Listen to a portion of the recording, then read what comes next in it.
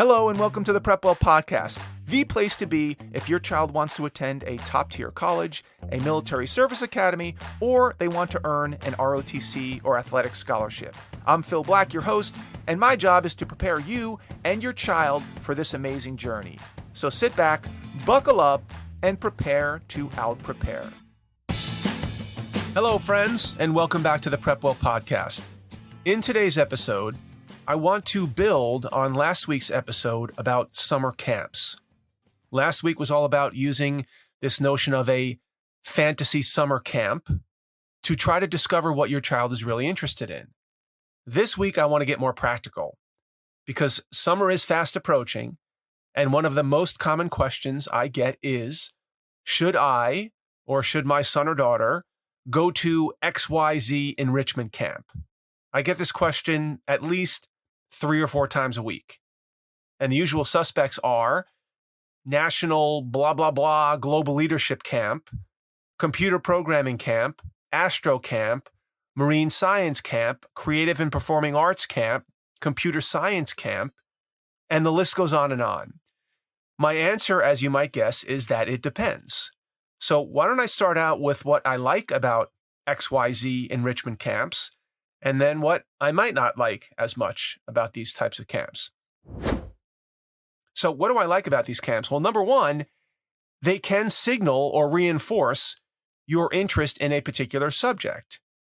If you put computer science camp on your activities list, it highlights the fact that you're interested in computer science and that you devoted some amount of time and money and energy toward learning more about it. So that's a plus. It starts to shape the reader's perception of what you care a lot about. Pro number 2 is that presumably you will learn something about the subject. Obviously, one of the goals in going to a camp like this would be to learn something about computer science in this case. Maybe you'd learn a new computer language or a new way to think about programming, or maybe you would work on a new device or in a new development environment. This could be valuable learning and education. Pro number 3, it does fill a spot on your college applications activities list. As you probably know, the Common Application has 10 spots where students list their ECAs, their extracurricular activities. And going to a camp like this would certainly take up one of these 10 spots. 1 down, 9 to go. Pro number 4 is that it allows you to network with other like-minded peers. This is always a good thing. Students get to meet other kids from around the country, maybe even around the world, and become friends. Maybe 1 or 2 of these friendships blossom over time. Either way, it's always fun for teenagers to be around a peer group focused on a similar topic of interest. Pro number 5, it will get you out of the house. These camps are often 1 to 2 weeks. They're usually away from home, and that's a good amount of time to break up the summer so that things don't get quite so monotonous as they sometimes can over the summer. It's always nice to have something on the calendar. Pro number 6, these camps often afford typically a pretty laid-back environment. Most of these camps are pretty chill, and while there may be some projects that you're working on, rarely are they going to be overly competitive to the point where you're going to get stressed out. Usually the food and the lodging and the social outings are all mostly taken care of. Pro number 7, a camp like this will give you something to talk about. Your experience at the camp, whether it's good or bad, may find its way to your college essay or a supplemental essay or to a college interview. Presumably, spending a week or 2 working in a field that you're interested in should bear some fruit in terms of war stories. Pro number 8, you will learn about a certain college campus or whatever the environment is where the camp is. Most of these types of camps are run on actual college campuses. This gives you an opportunity to see what it's like to live in a dorm room, to stroll around the campus, to use the facilities. It would be even better if the camp was on a campus that was on your target list of schools. And lastly, pro number 9, it can reinforce or call into question your presumed interest in that subject. Did the camp help you fall even deeper in love with computer science, or did it actually cool your interest in the subject? Either way, this is good information to have. It's always good to kick the tires on the actual subject or even an intended major that you think you might be interested in down the road instead of just guessing. Okay, so those are some of the pros of considering an enrichment camp. Now, here are some reasons that you might want to pause before signing on the dotted line. Number one, they can be expensive. Most of these programs are at least $3,000, $4,000, $5,000, which is not chump change. That's a lot of SAT tutoring that you'd be giving up for a week of learning about computer science. In the big scheme of things, if that $3,000 was put toward SAT tutoring and it would have helped you go from a 1280 to a 1470 on the SAT, that probably would have been a better use of money. Generally speaking, your SAT or ACT score has way more influence on the types of colleges you'll be competitive for than any 1 or 2 week enrichment camp, no matter how Gucci or how well aligned it is with your interests. It's not even close. So make sure you're using your money wisely. Now, if money is no object, then I would do both. Do the 25 hours of SAT tutoring and go to your computer science camp. If your parents say that you can do one or the other, my guess is that most of you would probably opt for the camp over the 24 hours of SAT tutoring. Unfortunately, that would probably be the wrong call. Number two, going to a camp like this is a relatively passive activity. The camp director's job is to make the experience fun and seamless for most students. The fewer challenges and obstacles, the better in most cases.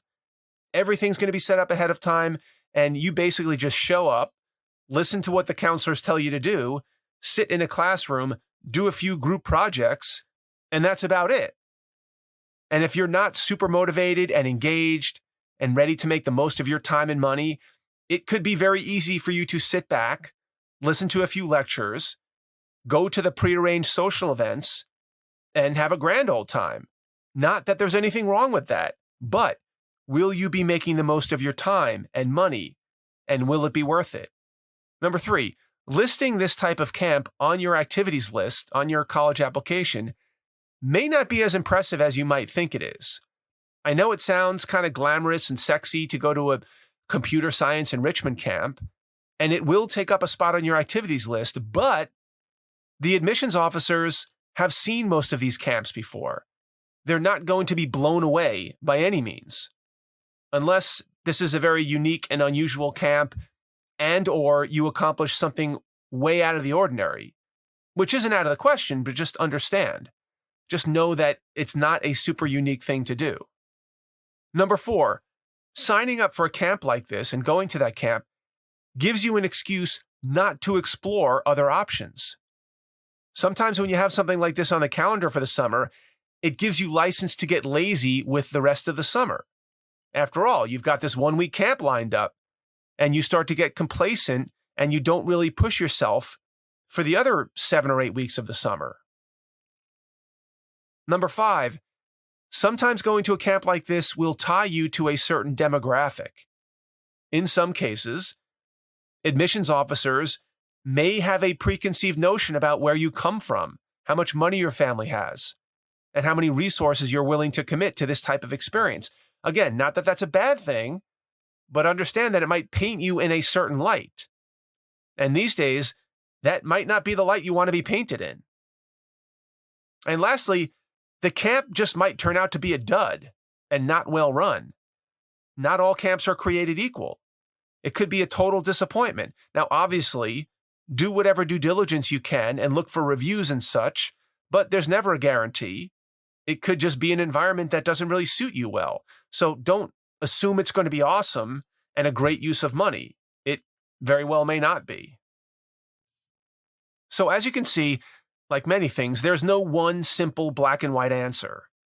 I have been a big proponent for camps like this for some kids and encouraged others to try something else. If, for example, there's no chance that the student would do anything else for the whole summer if they didn't go to the camp, and if money was no object, then of course going to that camp would certainly be better than sitting at home swiping on your phone.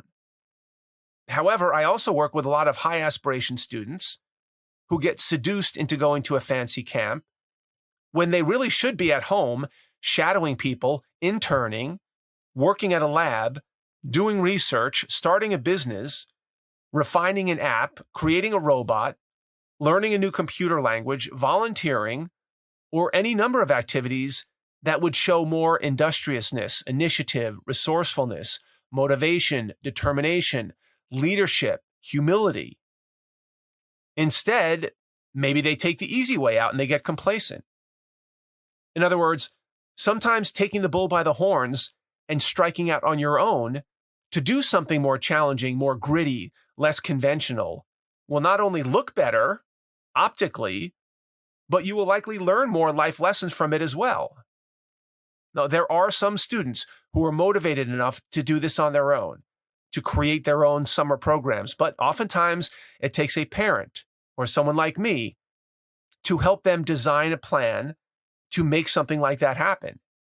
It's much harder to create your own opportunities than it is to get sent to a camp where all you have to do is sit there and watch.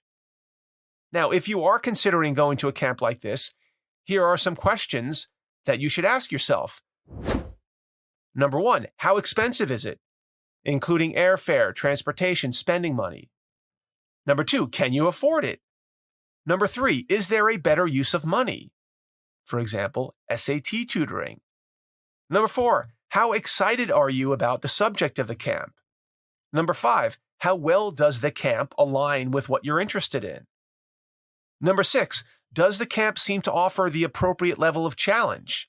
Could it be too easy? Could it be too hard? Or is it going to be just about right? Number seven, what are your alternatives? What else would you be doing over the summer during that same period of time? And number eight, are you doing this to avoid having to do other more challenging things, like finding a job or an internship or a shadowing session? So if you're going to consider a camp like this, I encourage you to do so strategically. What do I mean by that? Maybe you plan to go to a camp like this after your junior year, when you're more mature and more convinced of what you like and don't like. You have a better idea of what you might want to major in. You're more apt to learn and get more out of the program. And you will have had some time to save some money up for the camp as well, maybe to help your parents out. If you are mapping out your summers, as I highly recommend that you do, you may lay out the following scenarios. Summer after ninth grade, I'm going to go heavy on volunteer work, community service, and independent academic study.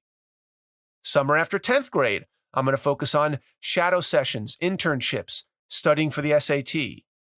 Summer after 11th grade, I'll be able to drive, so I plan on getting a summer job and registering for an enrichment camp that's aligned with what I'm interested to try to bring everything together. That would be one example. The other thing you want to do is to try to figure out how challenging the camp will be. You certainly don't want a camp that's too easy or below your level and not challenging. That would really be a wasted opportunity. You also don't want to go to a camp where you're in way over your head and the challenge is too great.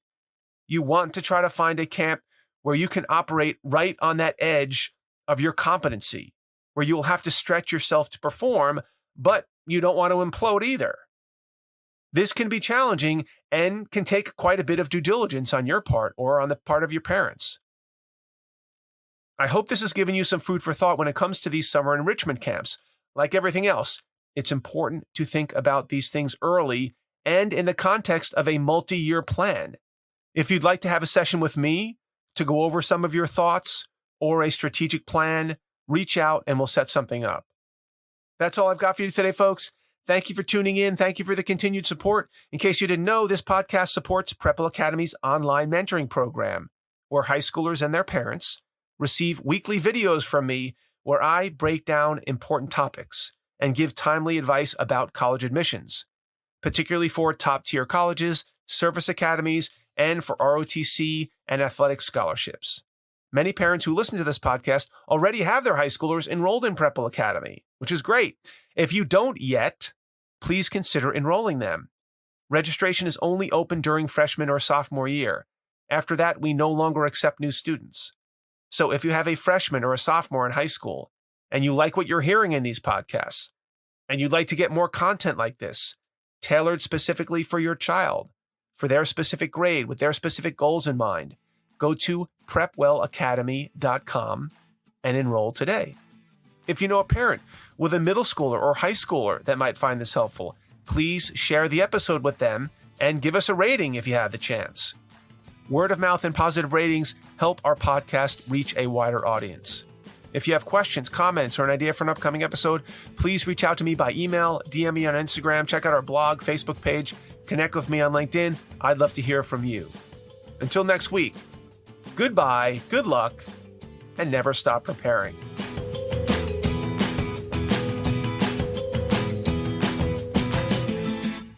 This podcast is brought to you by PrepWell Academy. PrepWell Academy is my one-of-a-kind online mentoring program that delivers to your 9th or 10th grader a short, highly relevant video from me every week, every Sunday, in fact, where I give them a heads up about what they should be thinking about to stay ahead of the game. To get these valuable lessons into your child's hands, please head over to PrepWellAcademy.com and enroll your child today.